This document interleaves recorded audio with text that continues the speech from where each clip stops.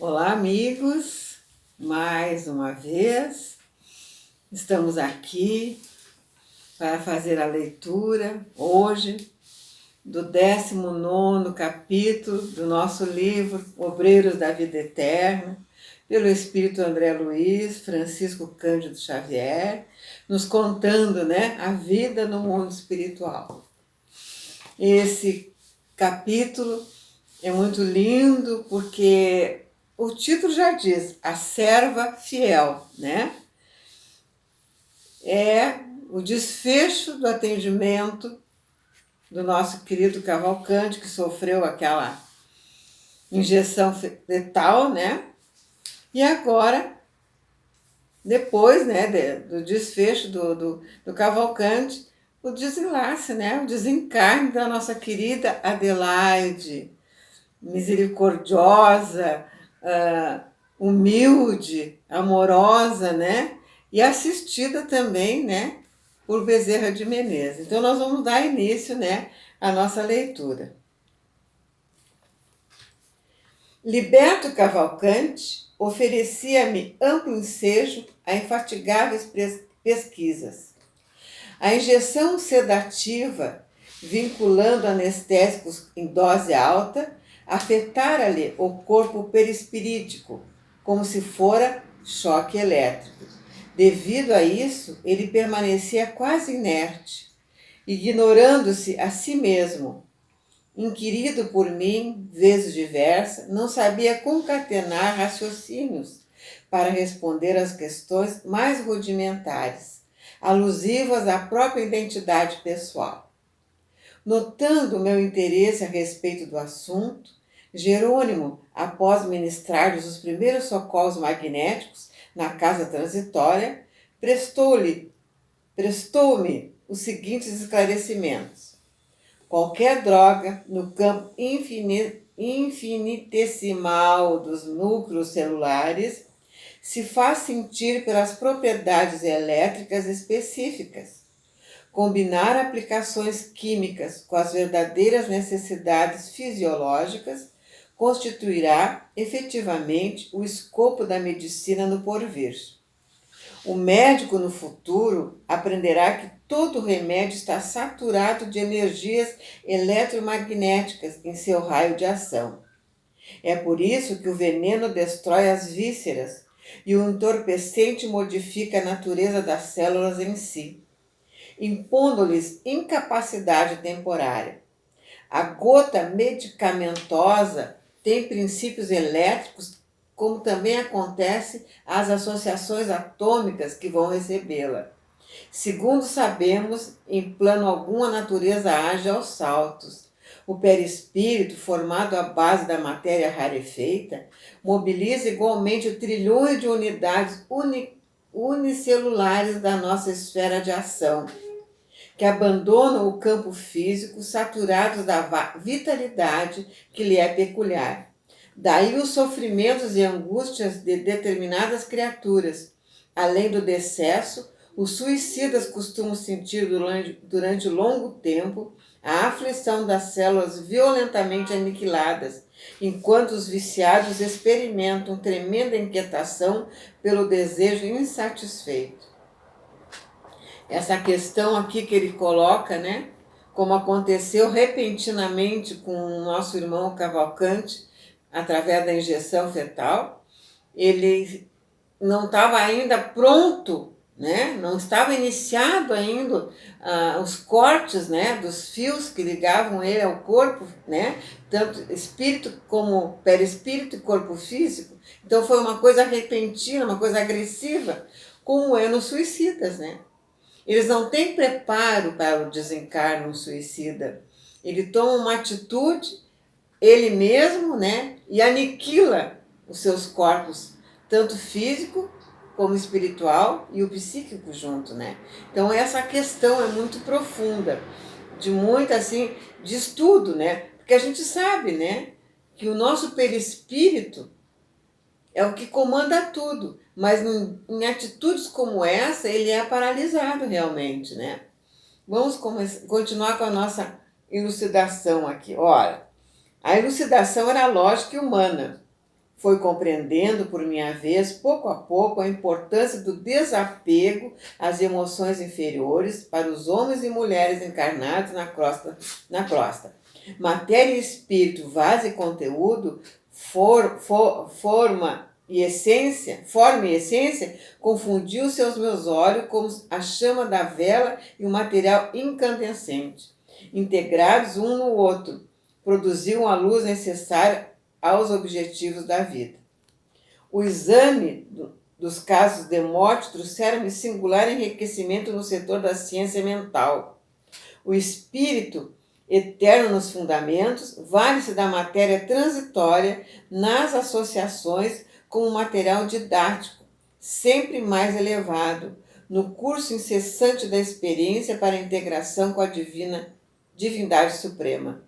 Prejudicando a matéria, complicaremos o quadro de serviço que nos é indispensável e estacionaremos em qualquer situação a fim de restaurar o patrimônio sublime posto à nossa disposição pela bondade imperecível. Tanto seremos compelidos ao trabalho regenerador na encarnação quanto na desencarnação, na existência da carne quanto na morte do corpo, tanto no presente como no futuro. Ninguém se colocará vitorioso no cume da vida eterna sem aprender o equilíbrio com que deva elevar-se. Daí as atividades complexas do caminho evolutivo, as diferenciações inumeráveis, a multiplicidade das posições, as escalas das possibilidades e os graus da inteligência nos variados planos da vida. Muito interessante, né? Isso aqui. Muito bem colocado pelo nosso irmão André Luiz, né?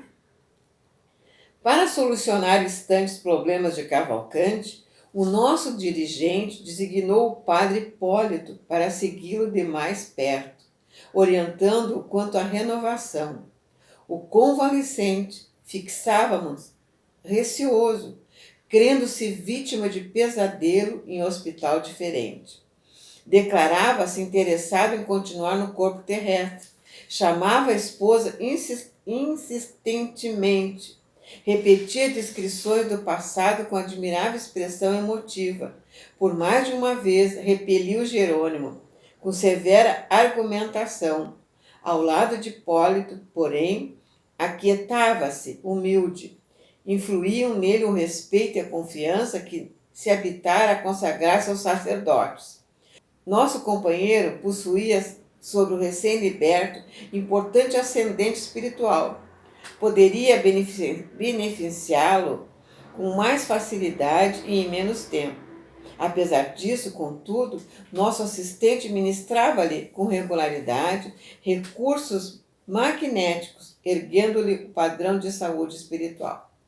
E ele tinha uma certa confiança no padre porque se lembrava, né, da religião, do catolicismo, todo aquele contato que ele teve na vida, né? Então, com a igreja, né? Com os padres. O desencarnado ia despertando com extremo vagar, demorando-se longo tempo a reapossar-se de si. Eram, todavia, impressionantes seus colóquios com o irmão Hipólito, nos quais crivava o ex-sacerdote de intempestivas interrogações. À medida que as suas condições mentais melhoravam, apertava o cerco. Queria saber onde se localizava o céu e o inferno. Pedia notícia dos santos, pretendendo visitar aqueles a quem consagrava mais estranhada devoção. Rogava explicações referentes ao limbo. Reclamava o encontro com parentes que o haviam precedido no túmulo. Solicitava elucidações sobre o valor dos sacramentos da Igreja Católica. Comentava a natureza dos diversos dogmas, até que certo dia chegou ao despautério de perguntar se não lhe seria possível obter uma audiência com Deus na corte celeste.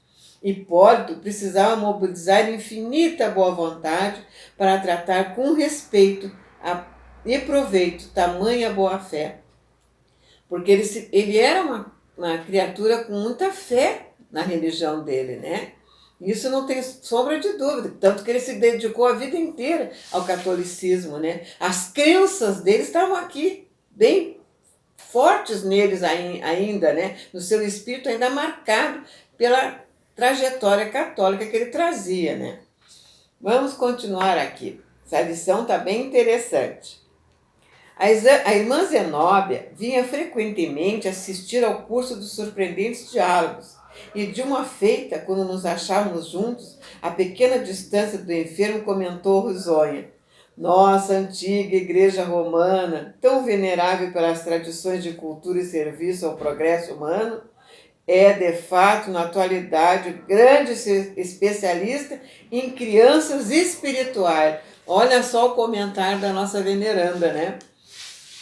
E é bem isso, porque o que acontece, né? Quando a pessoa tem uma fé assim, ela não raciocina muito, ela não tem uma fé, ela se entrega, né? Sem questionar, aceitando tudo, né? Tudo que lhe dizem, tudo que lhe aconselham, ela vai aceitando, né? Vamos continuar. Examinando as dificuldades naturais do serviço de esclarecimento, Jerônimo recomendou a Hipólito e Luciana dispensarem ao recém-liberto os recursos possíveis em virtude da escassez de tempo. 25 dias já haviam transcorridos sobre o início da tarefa. Precisamos regressar, informou o assistente. Precisamos regressar logo. Se verifique a vinda de Adelaide, que não demorará nessa fundação mais de um dia. Cumpre-nos, pois, acelerar a preparação de Cavalcante com todas as possibilidades ao nosso alcance. E os companheiros desvelavam-se carinhosos. No fundo, todos sentíamos saudades do lar distante, que nos consagrava em bênçãos de paz e luz. O próprio Fábio, equilibrado e bem disposto, colaborava para a solução do assunto, suspirando pela penetração no santuário do mais alto. Atendendo à divisão dos serviços, Jerônimo e eu continuamos em ação no Instituto Evangélico, onde a serva leal de Jesus receberia a carta liberatória. Adelaide, porém, parecia não depender de algemas físicas. Não consegui, por minha vez, auscultar-lhe o espesso organismo, porque a nobre missionária, em virtude do avançado enfraquecimento do corpo, abandonava-o ao primeiro sinal de nossa presença, colocando-se junto de nós em sadia palestra. Geralmente, companheiros distintos de nosso plano participavam dos agapes fraternos. Na antevéspera do deslace, tive ocasião de observar a extrema simplicidade do abnegado Bezerra de Menezes, que se encontrava em visita de reconforto junto à servidora fiel. Não desejo dificultar o serviço dos meus benfeitores, dizia ela, algo triste. É por isso estimaria conservar boa forma espiritual no supremo instante do corpo. Ora, Adelaide, considerou o apóstolo da caridade, morrer é muito mais fácil que nascer. Realmente, meus amados. Morrer é muito mais fácil. O nascer tem toda aquela programação de antes, né? Dos avisos que a gente vai ter que ter para vir na nossa condição de vir, sabendo que nós vamos ter que enfrentar durante a encarnação prevista, né? Então ela é muito mais difícil e muito mais programada, o reencarne. E ele está bem certo aqui em dizer que morrer é mais fácil do que nascer. E é realmente, ele tem toda a razão. Para organizar, na maioria das circunstâncias, são precisos, geralmente, infinitos cuidados. Para desorganizar, contudo, passa por vezes leve empurrão.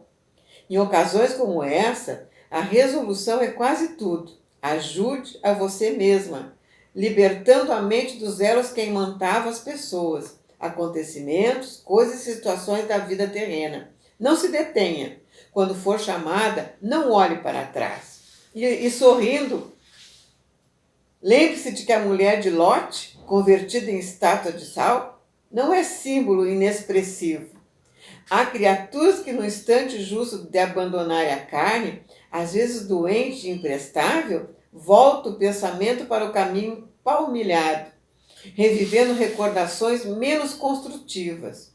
Tropeçam nas próprias apreensões, como se estas fossem pedras soltas ao léu, na senda percorrida, e ficam longos dias fisgadas no anzol do incoerente e insatisfeito desejo, sem suficiente energia para uma renúncia mobilitante.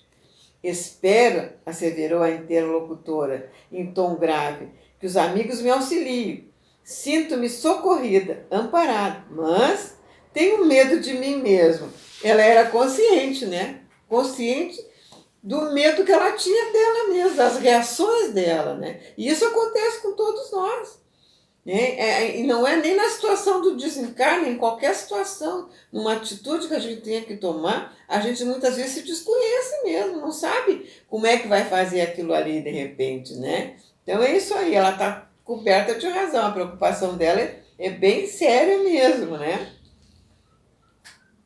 Preocupada sim, minha amiga, tornou o antigo médico satisfeito. Não vale a pena. Compreendo-lhe, todavia, a ansiedade. Também passei por aí, creia. Entretanto, que a lembrança de Jesus ao pé de Lázaro foi a ajuda certa ao meu coração. Em transe igual, busquei insular-me, cerrar ouvidos aos chamamentos do sangue e fechar os olhos à visão dos interesses terrenos. E a libertação, afinal, deu-se em poucos segundos. Pensei nos ensinamentos do Mestre, ao chamar Lázaro de novo à existência, e recordei as palavras: Lázaro, sai para fora. Centralizando a atenção na passagem evangélica, afastei-me do corpo grosseiro sem obstáculo algum. Vejam só que coisa bem linda essa lembrança dele com Lázaro, né? Que foi as palavras do Mestre, né? Sai para fora. Então, realmente, né? Sai para fora do passado. Sai para fora das algemas que te seguram, né? Na encarnação tão forte. Sai para fora dos desafios e encara, né? As coisas com realidade. É bem isso aí, né? Vamos pensar bem nesse sai para fora, principalmente nesse momento que estamos atravessando, né, meus amados? Vamos continuar, que está bem interessante, né, essa leitura. A simplicidade do narrador encantava. Adelaide sorriu, sem, no entanto, disfarçar a preocupação íntima. Valendo-se da pausa, Jerônimo aduziu: aliás, cumpre-nos destacar as condições excepcionais em que partirá nossa amiga. Em tais circunstâncias, apenas lastimam aqueles que se agarram em demasia aos caprichos carnais. Para estes, sim, a situação não é agradável, porquanto o semeador de espinhos não pode aguardar colheita de flores. Os que se consagram à preparação do futuro com a vida eterna, através de manifestações de espiritualidade superior, instintivamente aprendem todos os dias a morrer para a existência inferior. Exatamente, muito bem colocado do nosso irmãozinho, né? Jerônimo está corretíssimo em colocar isso aí, que sirva, né, meus amados, de grande lição para todos nós, né? Porque é isso mesmo, cada dia nós vamos morrendo pela existência inferior, porque cada dia nós vamos crescer um pouquinho, né? Só vai depender daquilo que a gente planta, daquilo que a gente constrói, né, meus amados? E é uma coisa muito linda essa parte desse livro, né? Vamos continuar. Reparei que a benegada irmã se mostrava mais calma e confortada a essa altura. Interrompeu-se a conversação porque Adelaide foi obrigada a reanimar repentinamente o corpo, a fim de receber a última dose de medicação noturna. Ao regressar ao nosso plano, Jerônimo ofereceu-lhe o braço amigo para a rápida excursão ao estabelecimento de Fabiana. A irmã de Zenóbia desejava vê-la antes do desenlace. A grande orientadora do asilo errático admirava-lhe os serviços terrestres e, por mais de uma vez, valeu-se de seu fraternal concurso em atividades de regeneração e esclarecimento. Adelaide acompanhando-nos contente. Em breves minutos, recebidos pela administradora, como se repetiu a mesma palestra de minutos antes, apenas com a diferença de que Zenóbia tomara a posição reanimadora do devotado Bezerra. A bondosa discípula de Jesus, em vias de retirar-se da crosta, era alvo do carinho geral. Depois das considerações convincentes por parte de Zenóbia, que se esmerava para ministrar-lhe bom ânimo, Adelaide humilde expôs-lhe as derradeiras dificuldades. Ligara-se fortemente à obra iniciada nos círculos carnais e sentia-se estreitamente ligada, não somente à obra, mas também aos amigos e auxiliares. Por força de circunstâncias imperiosas, acumulava funções diversas no quadro geral dos serviços. Possuía toda uma equipe de irmãs dedicadíssimas, que colaboravam com sincero desprendimento e alto valor, no amparo à infância desvalida. Se estimava profundamente as cooperadoras, era igualmente muito querida de todas elas. Como se haveria ante as dificuldades que se lhe agravavam? No íntimo, estava preparada, no entanto, reconhecia a extensão e a complexidade dos óbices mentais. Seu quarto de dormir na casa terrena semelhava a redoma de pensamentos retentivos a interceptarem-lhe a saída. Quanto menos se via preso ao corpo, mais se ampliava a exigência dos parentes e dos amigos. Como portar-se ante essa situação? Como fazer sentir a realidade? Enlaçara-se em vastos compromissos, tornara-se involuntariamente a escola espiritual de muitos. Entretanto, ela mesma reconhecia a imprestabilidade de aparelho físico, a máquina fisiológica atingir o fim. Não conseguiria manter-se ainda mesmo que os valores intercessórios lhe conseguissem prorrogação de tempo. A orientadora escutou atenta, qual médico experimentado em face de doente aflito, e observou por fim: reconheça os obstáculos, mas não se amofine. A morte é o melhor antídoto da idolatria. Com a sua vinda, operar-se-á a necessária descentralização do trabalho, porque se dará a imposição natural de novo esforço a cada um. Alegre-se, minha amiga, pela transformação que ocorrerá dentro em pouco. Reanime-se, sobretudo, para que a sua situação se reajuste naturalmente, sem qualquer ponto de interrogação, ao término da experiência atual. Vejam só, né? Ela vai sair, né? Sair após esse desencarne e vai deixar nas mãos, né, daquelas a quem ela ensinou o trabalho. Né? Então, por isso que está aqui, vai se descentralizar o trabalho, né? Vai haver aquela necessidade de cooperação entre elas, né? Que ela deve ter ensinado muito bem, né, meus amados? Silenciou durante alguns minutos e notificou em seguida: temos ainda a noite de amanhã. Aproveitá-la-ei para dirigir-me aos seus colaboradores, em apelo à compreensão geral. Amigos nossos contribuirão para que se reúnam em assembleias, como se faz indispensável. A visitante agradeceu penhorada. Prosseguimos na mesma vibração de cordialidade, mas Zenóbia modificou o rumo da palestra. Abandonando os assuntos de morte e sofrimento, comentou os serviços edificantes que levava a efeito, junto de certa expedição socorrista, cujos membros realizavam admiráveis experiências no Instituto, nos dias em que se desobrigavam dos trabalhos imediatos na crosta, e discorreu tão brilhantemente sobre a tarefa que Adelaide olvidou, por minutos, a situação que lhe era peculiar. Interessando-se vivamente pelos lances descritivos, a providência coroava-se de animadores resultados, porque a conversação diferente fizera-lhe enorme bem, propiciando-lhe provisórios apaziguamento mental.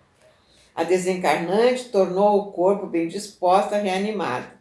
No decurso do dia, Jerônimo, a diretora da casa transitória, combinaram medidas relativas à reunião da noite. O assistente pregaria todo o esforço para que a organização fisiológica da enferma estivesse nas melhores condições, enquanto 2 ativos auxiliares de Zenóbia se incumbiriam de cooperar para a condução do pessoal de Adelaide à Assembleia. O dia, desse modo, esteve cheio de tarefas referentes à articulação prevista. Através de reiterados passes magnéticos sobre os órgãos de circulação, nos quais o meu concurso foi dispensado por desnecessário, em vista da extrema passividade da enferma, Adelaide entrou em fase de inesperada calma, tranquilizando o campo das afeições terrenas. Renovava-se de júbilo as esperanças, a reação orgânica surgia dentro de novo impulso, melhorando o quadro dos prognósticos em geral. Multiplicaram-se as vibrações de paz e as preces de reconhecimento. Em vista disso, iniciou-se com grande facilidade, após a meia-noite, o trabalho preparatório da grande reunião. Auxiliares de nosso plano trouxeram companheiros da instituição, localizados em regiões diversas, provisoriamente desenfaixados do corpo físico pela atuação do sono. Integrando a turma de trabalhadores que organizava o ambiente, reparei curioso que a maior percentagem de recém-chegados se constitui de mulheres, e cumpre-nos anotar que dava satisfação observar-lhe a reverência e o carinho. Todos traziam a mente polarizada na prece, em favor da benfeitora doente, para elas objeto de admiração e ternura. Fitavam-nos respeitosas e tímidas, endereçando-nos pensamentos de súplica, sem lembranças inúteis ou nocivas. Os poucos homens que compareceram estavam contagiados pela veneração coletiva e mantinham-se na mesma posição sentimental. A elevação ambiente espalhava fluidos harmônicos, possibilitando agradáveis sensações de confiança e tranquilidade. Que coisa bonita uma reunião em prece, né? Uma reunião, uma assembleia dessas, que elas sabiam, né? As companheiras, essas criaturinhas que trabalhavam junto com a Adelaide, sabiam da parte, né? Firme delas, do trabalho delas, e que aquele momento era necessário, né? Muito amor, muita união, né? E muita prece, como elas estavam, né? Por sugestão de Jerônimo, a reunião seria realizada no extenso salão de estudos e preces públicas, devidamente preparado para esse fim. Não poupáramos esforços, acionando peças de eficaz cooperação. Submetemos a enorme dependência a rigoroso serviço de limpeza. Os componentes da Assembleia podiam descansar tranquilos, sem um assédio de correntes mentais inferiores. Luzes e flores de nossa esfera espargiam notas de singular encantamento.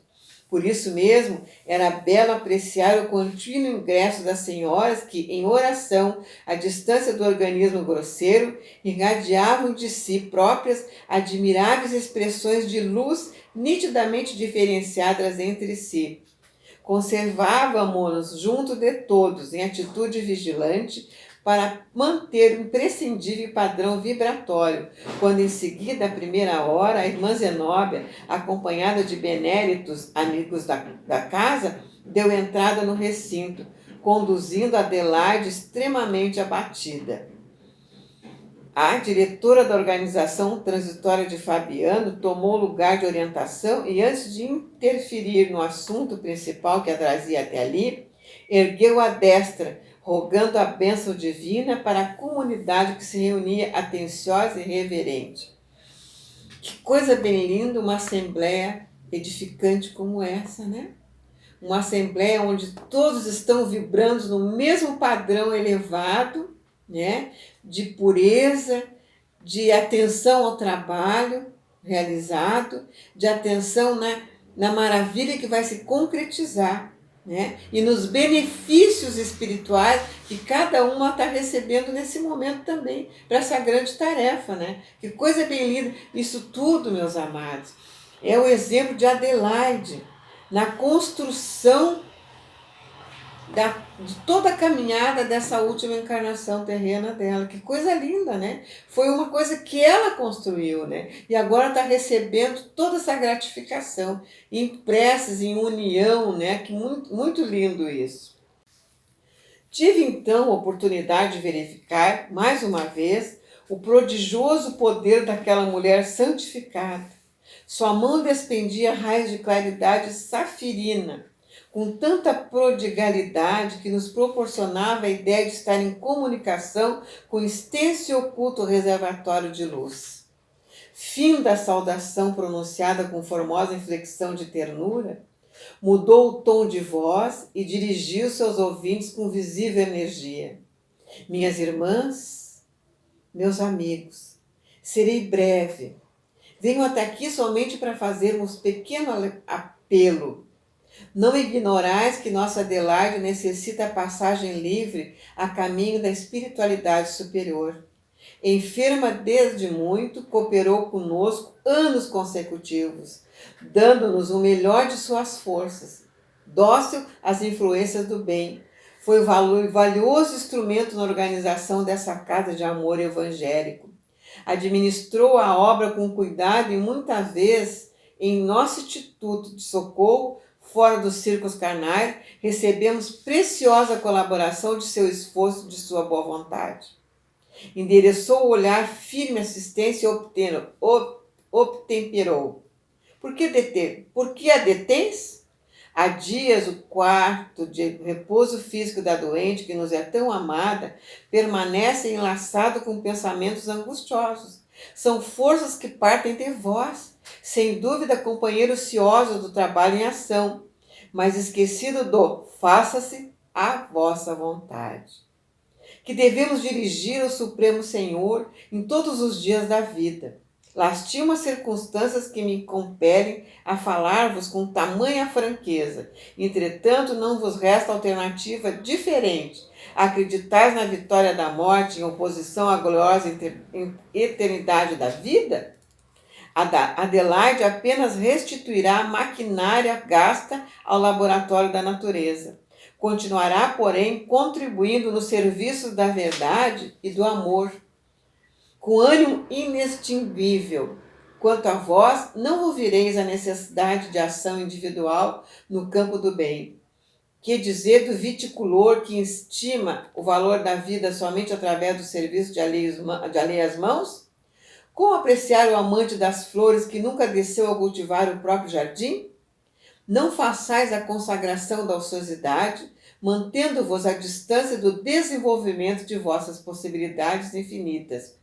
Indubitavelmente, cooperação e carinho são estimulantes sublimes na execução do bem, mas há que evitar a intromissão do fantasma do egoísmo a expressar-se em tirania sentimental. Não podemos asseverar que impedis propositadamente a liberação da companheira de cárcere. A existência carnal constitui aprendizado demasiadamente sublime para que possamos reduzi-la à classe de mera enxovia comum. Não, meus amigos, não nos abalaríamos a semelhante declaração. Referíamos-nos tão só ao violento impulso da idolatria a que vos entregais impensadamente, pelos desvarios da ternura mal compreendida. A aflição com que intentais reter a missionária do bem é filha do egoísmo e do medo.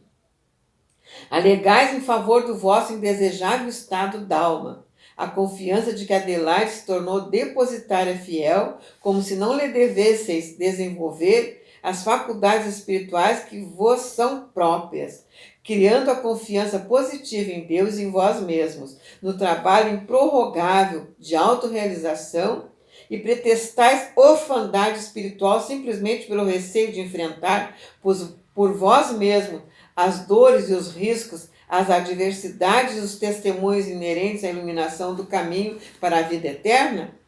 Valei-vos da bendita oportunidade para repelir velha experiência de incompreensível idolatria.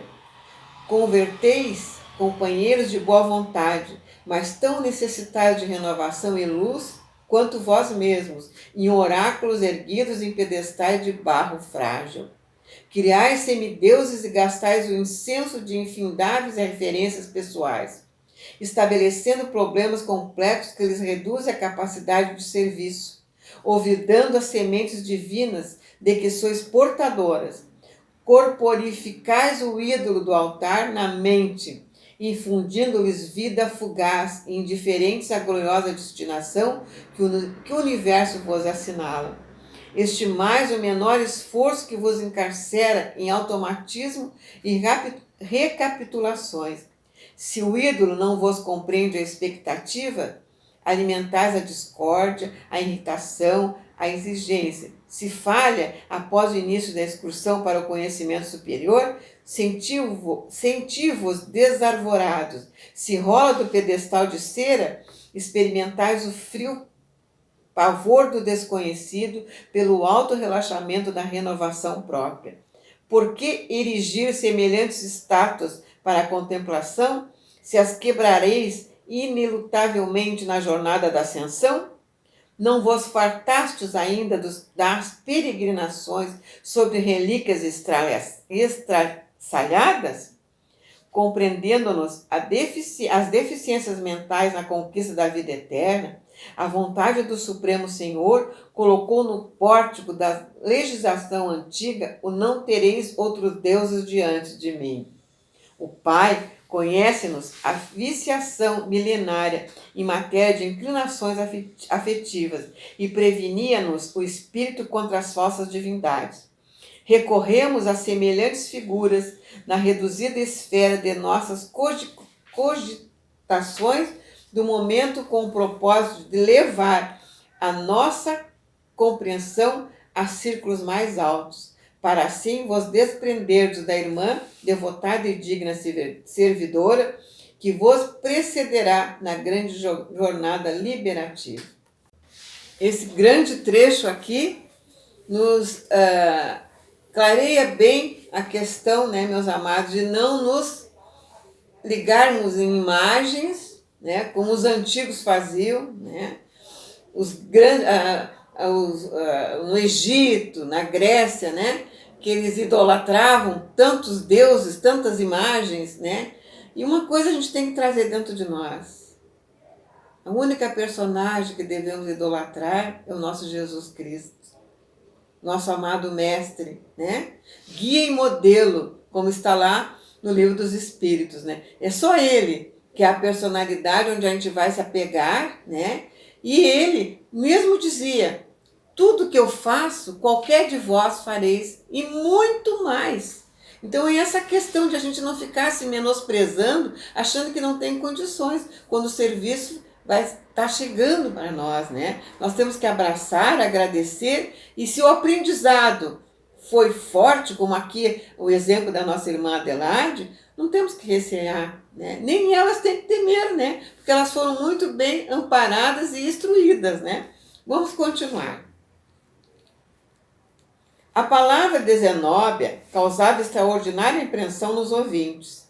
As muitas senhoras e os poucos cavalheiros presentes, tocados pela intensa luz da orientação e desarmados pela sua palavra sábia e sublime, revelavam indisfarçável emoção no aspecto fisionômico. A oradora fez delicado gesto de benevolência e prosseguiu: não somos infesos às manifestações de carinho. A saudade e o reconhecimento caminham juntos. Todavia, no âmbito das relações amistosas, toda imprudência resulta em desastre. Que seria de nós se Jesus permanecesse em continuado convívio com as nossas organizações e necessidades? Não passaríamos, talvez, de maravilhosas flores de estufa sem vida essencial? Por excesso de consulta e abuso de confiança, não desenvolveríamos a capacidade de administrar ou de obedecer. Baldos de valor próprio erraríamos de região em região, em compactos rebanhos de incapazes, à procura de oráculo divino. Talvez em vista disso, o mestre sábio tenha limitado ao mínimo de tempo o apostolado pessoal e direto, traçando-nos serviços dignificantes para muitos séculos, em poucos dias. Deu-nos a entender desse modo que o homem é coluna sagrada do reino de Deus, que o coração de cada criatura deve iluminar-se como santuário da divindade, para refletir-lhe a grandeza augusta compassiva. Não vos esqueçais, meus amigos, de que todos nós, individualmente considerados, somos herdeiros ditosos da sabedoria e da luz. Que coisa bem linda! Olha só! Individualmente considerados, somos herdeiros ditosos da sabedoria e da luz. Claro!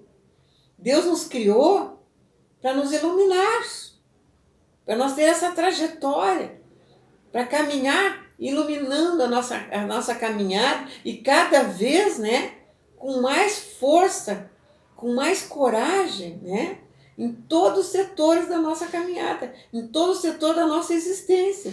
E essa fala da Zenobia está muito linda aqui, nos tocando mesmo o coração. É um exemplo lindo que ela está trazendo, né? De a gente não ficar preso nas coisas, né? Nos preconceitos, nas imaginações que a gente pode montar na nossa cabeça, né? Aceitar as coisas que nos vêm também e quando nós formos convidados ao trabalho, arregaçar as mangas e enfrentar e ir lá, né? Temos condições. É isso aí que ela está falando, né? Zenóbia interrompeu-se e nesse instante, como se lhe atendesse de muito altos apelos silenciosos, começaram a cair sobre nós raios de luz balsamizante, acentuando-nos a sensação de felicidade e contentamento. Decorrido longo silêncio, durante o qual a diretora do Instituto Fabiano pareceu consultar as disposições mais íntimas da Assembleia, voltou a dizer em tom significativo: afirmais mentalmente que Adelaide é a viga mestra desse pouso de amor, que surgirão dificuldades, talvez invencíveis, para que seja substituída do leme da orientação geral. Entretanto, sabeis que vossa irmã, não obstante os valores incontestáveis que lhe exornam a personalidade, foi apenas instrumento digno e fiel dessa criação de benemerência, sem ter sido, porém, sua fundadora. Afeiçoou-se ao espírito cristão, ao qual nos adaptaremos por nossa vez, e foi utilizada pelo doador das bênçãos nos trabalhos de extensão do Evangelho purificador. Não lhe deponhais na fronte amiga a coroa da responsabilidade total, cujo peso de glória deva repartir-se com todos os servos sinceros de boas obras, como se divide inevitavelmente os valores da cooperação. Adelaide conhece a sua condição de colaboradora leal e não deseja lauréis, que de modo algum lhe pertençam. Aguarda apenas que os companheiros de luta transfiram ao Cristo o patrimônio de reconhecimento, rogando simplesmente as afeições, a simpatia e a compreensão para suas necessidades na vida nova. Libertemo-la, pois, oferecendo-lhe pensamentos de paz e júbilo, partindo-lhe a esperança na esfera mais elevada. Vejam só que coisa bem linda essas palavras. Zenóbia nos traz um momento atual, meus amados, em que todos nós espíritas estamos longe das nossas casas físicas espirituais, as nossas casas espíritas, né? Porque nós estamos trazendo para o nosso lar a casa espírita nesse momento.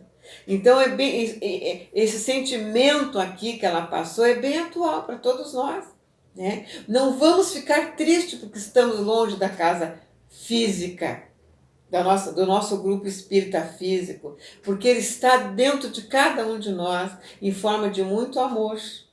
E agora é a hora do testemunho, como ela está falando para as meninas aqui, para essas moças e esses rapazes que ao longo do tempo aprenderam com ela. É o mesmo caso nosso. Quantos ensinamentos tivemos nas nossas casas espíritas que agora está na hora de começar a aplicar, né? Através dos encontros, através desses evangelhos que se faz, estruturar o evangelho no lar com mais afinco, né?